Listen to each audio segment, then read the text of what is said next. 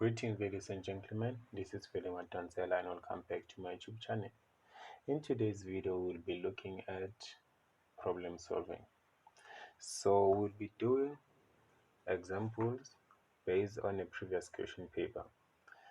This question paper, it was written 2017. So now, let's look at question number 1. I'll say 4.1 in this case. So they say the gradient of the tangent to the graph of f at the point and -1 is 2, so is to 7 over 2 is what? Is 3. So therefore they are telling us that a gradient, then I'll use m for a gradient, is equals to 3 at the point and -1 is 2, 7 over 2. So now how do we solve this? So that means let's look at our graph. If you check here, we are having the highest power of 2. So that means we are solving a parabola or a parabolic function. So if we are solving a parabolic function, so that means we know that our graph will have a shape like this. But in this case, you see we are having a negative. So that means we are having a set face. So if we are having a set face, so that means our graph will be like this. So then we'll have a tangent. Let's say it's here. We're just making an example. Let's say it's here and it's touching our graph at what? At this point. So they are saying at this point we are having a gradient of 3. So this point it will be a -1 is 2, 7 over 2. So now, how do we solve this? Because the question says that show that a is equals to 1 over 2 and b is equals to 2. So therefore, what we need to do to solve this, we know that on parabolic functions, if I'm having f at x, so in this case, f at x is equals to a negative ax squared plus bx plus c. So now we know that if we are having a parabolic function, to find the gradient of our parabolic function, we need to differentiate. So to differentiate, we'll say f at x is equals to a negative 2ax plus b. So somebody will ask themselves, where did we take this from? When we differentiate, we say, let's say I'm having y is equals to ax to the power n, let's say to the power n. So to differentiate this, I'll say y prime is equals to, I'll multiply my exponent and my coefficient. So I'll have n multiplied by ax to the power n minus 1. So this is how you differentiate. So now I used this method to differentiate this equation. So therefore, since we have differentiated, so we said that we only differentiate, we said we differentiate this because we want to find our gradient. So that means our f at x, our f prime at x is equals to 3. So therefore I can substitute it and say 3 is equals to a negative 2ax plus b. So now, let's say, since I'm having x only, let me say if my x is equals to -1. Why I'm also saying that, if we look at the coordinates that we are given, this is our x, this is our y. So if I'm saying if I'm having x that is equals to -1, so if I substitute into my equation, I'll have 3 is equals to a -2. Then where I see x, I'll put a -1. So I'll have a -1 a plus b. So which is equals to 3 is equals to a 2a plus b. So therefore, because of now we are having two unknowns, which is a and b. So we also need to create a second equation. So let's say this is our first equation. So this is our first equation. So we need to find a second equation. So now back to our information. So we said that we are having what? We are having f at x equals to a -ax squared plus bx plus c. And when I was explaining, I said that if we are having, let's say, a function like this, so in this case, it's negative. So let's say this is our function. So we said that a line, so this is our line, then we're having a tangent here. A tangent is a point that touches your graph 1. So this is a rough sketch. So now we said that if I'm having, this is our f at x, so let's say this is our g at x, I mean. So now at this point we are having our function f at x, and we are also having a point which is -1 is to 7/2.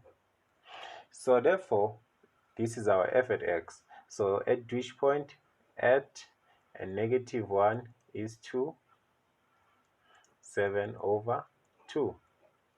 So therefore, where I see x, I'll substitute a -1, and where I see y, or rather f at x, I'll substitute x over, I mean 7/2. So therefore, I will say 7/2 is equals to a negative multiplied by a -1 all in squared plus b a -1 plus 6. So therefore, I will have 7/2 is equals to, so here I will have a +1. So I'll be left with a -a. So I'll have a -b plus 6. So the question said we should show that a is equals to 1/2 and b is equals to 2. So therefore, saying this is our equation 2. So here we are having equation 1, which is easy to make b the subject of the formula. So let me create equation 3 and make b the subject of the formula. So that means I'll say b is equals to, so I will take this 2a and bring it this side. So I'll have 3 minus 2a. So this is my equation 3. So therefore, now because we want to solve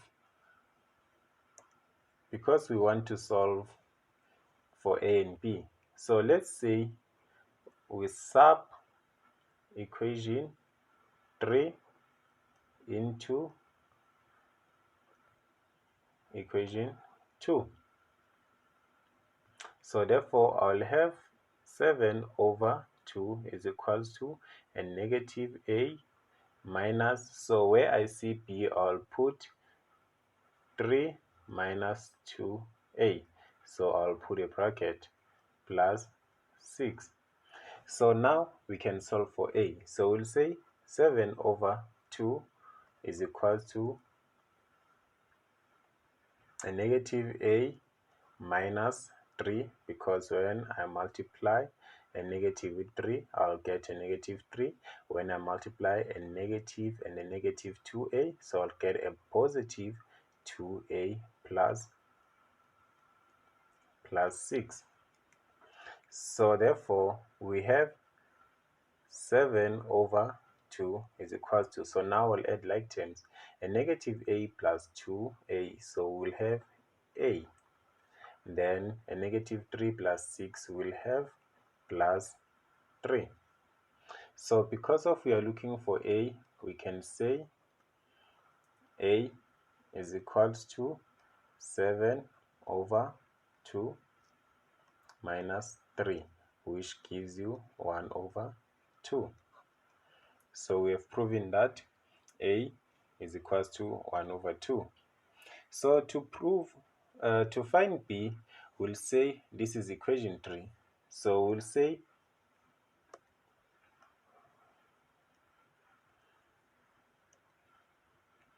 we'll say sub a into equation 3.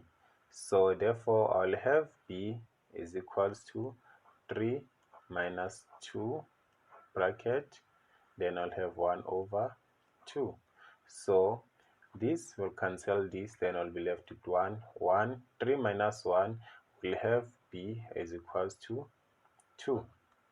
So now we have shown that a is equals to 1 over 2 and b is equals to 2. So that means now our function is like this. It's like f at x is equals to a negative 1 over 2x squared plus 2x plus 6. So this is our f at x. So let's look at the next question.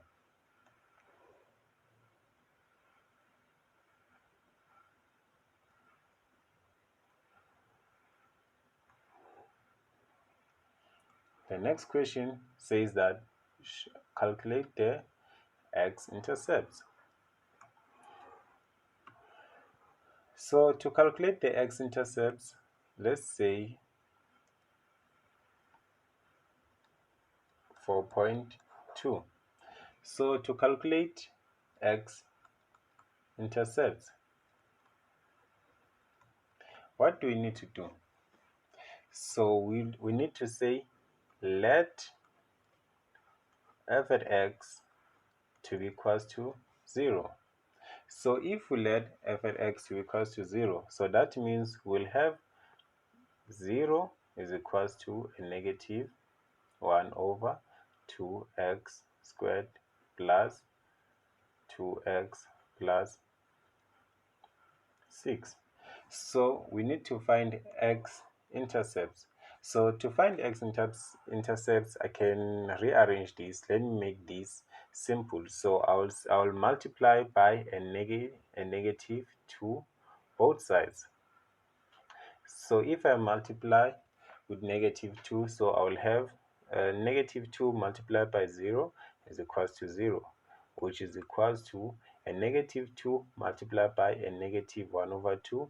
I will have x squared. Then a negative 2 multiplied by 2x, I will have a negative 4x, and a negative 6, a 6 multiplied by a negative 2 will have a negative 12.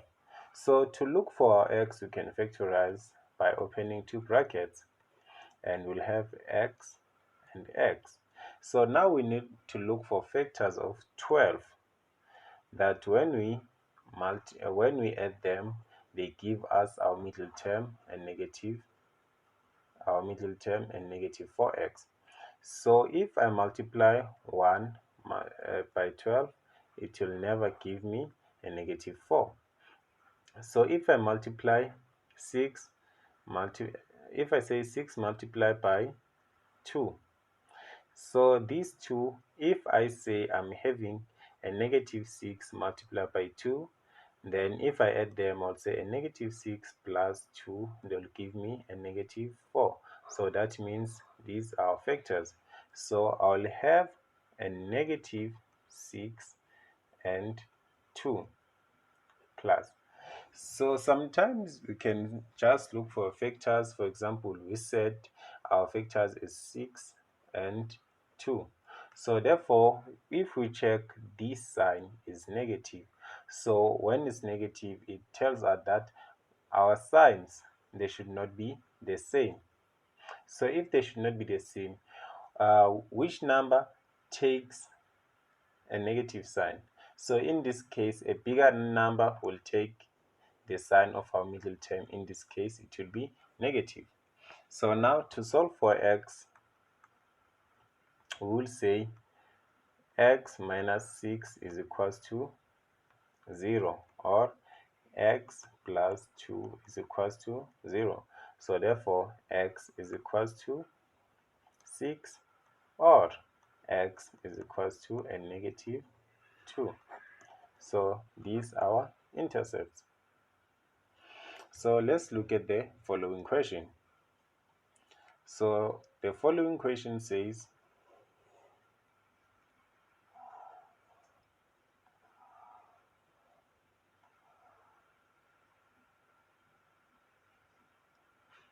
calculate the coordinates of the turning point of f.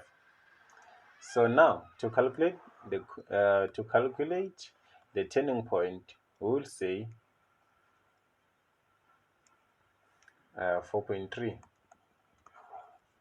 our turning point. So to calculate our turning point, we will say we know that the coordinates of a turning point is x is to y. That's pretty obvious. So therefore, for turning point, x is equals to a negative b over 2a, and our y for turning point is f at x. I mean f is 2 and negative b over 2a. So what does this mean? It means that if we have found the value of x, then we can substitute that value into our f at x. So now, so x is equals to, what is our b? We found that our b, it was 2. So we'll have a negative 2 over 2. Then we said our a is 1 over 2. But since our equation is negative, so we'll have a negative 1 over 2. So therefore, our a will be equals to, let's see, this will cancel this will cancel this. So our x coordinate for our TP will have 2. So now we'll substitute 2 into our f at x. So we'll say f at 2 is equals to a negative 1 over 2 2x 2 squared plus 2 multiplied by 2 plus 6, which is equals to 8. So therefore, that means our turning point is 2 to 8. So now let's look at the next question.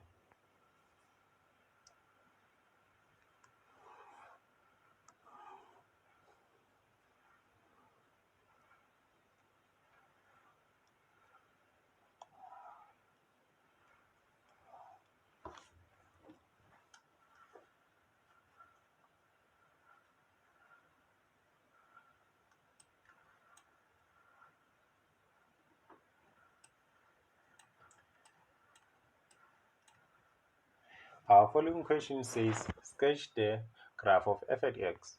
So this question, I'll let you solve it. So you can pause your video and try to solve this question. So now let's look at 4.5. 4.5 say, use the graph to determine the values of x for which x is greater than 6. So if you don't understand on how to use your graph, So because of we didn't draw any graph, I can also show you another way of finding your x values. So now, saying that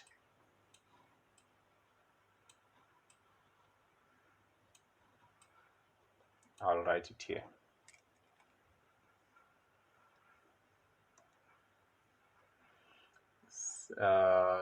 Let's say it's 4.4. So saying that we want to find x values when our f at x is greater than 6. So to find the values of x, so that means we need to say our f at x is negative 1 over 2 x squared plus 2x plus 6 is greater than 6. So now, in order for us to simplify this, it would be best if we are having 1 as our coefficient on our x squared. So that means I can multiply by a negative 2. So if I multiply by negative 2, I'll have x squared minus 4x minus 12.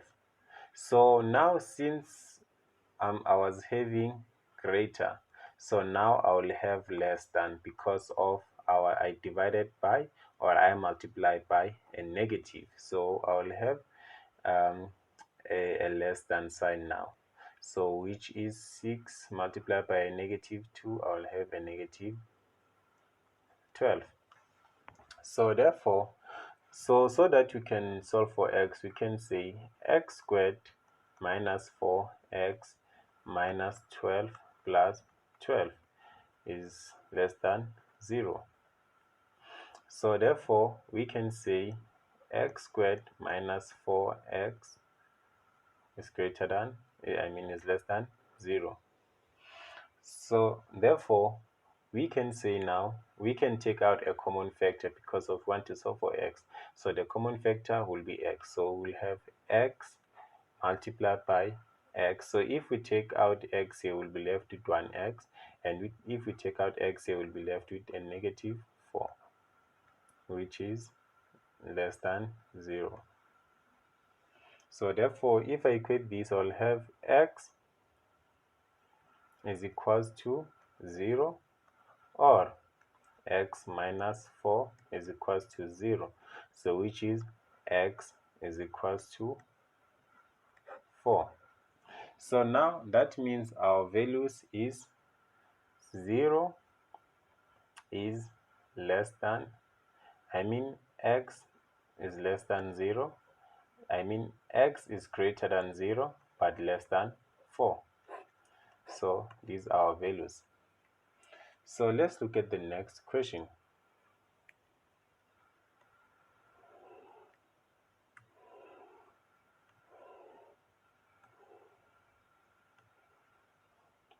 So the next question says, sketch the graph of g at x is equals to a negative x minus 1. So I'll also let you solve this question. So now, they say, let's look at the last question. It says, write down the values of x for g f at x multiplied by g at x is equals to or less than 0. So how do we solve this? So to write down this, we have to say